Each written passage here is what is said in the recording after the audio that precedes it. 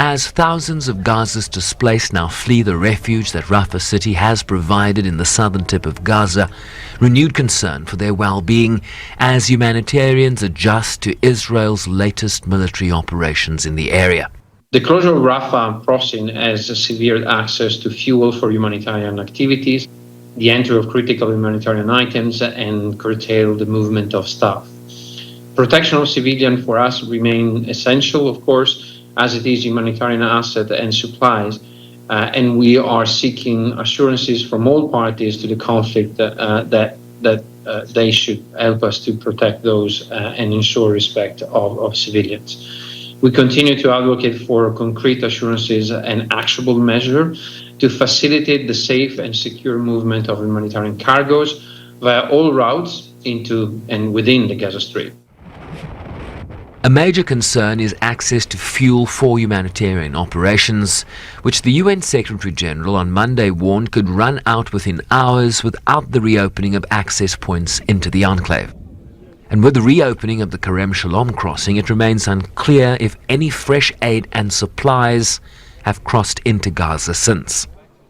We currently do not have any physical presence at the Rafah crossing, as our access to go to that area for coordination purposes has been denied by COGAT. So that means that currently the two main arteries for getting aid into Gaza is currently choked off. If no fuel comes in for a prolonged period of time, it would be a very effective way of putting the humanitarian operation in its grave. While officials question the capacity and infrastructure to accommodate newly internally displaced persons from Rafah at an expanded humanitarian area that Israel has identified in nearby Al-Mawasi. They must have access to aid where they go. That is not the case, particularly in Al-Mawasi. The major problem is that there's no infrastructure. What underpins a humanitarian operation is access to electricity, access to water and sanitation systems, sewage system, and so on. It's not there. The site to which people are displacing are without latrines, without water points, without drainage, without shelter.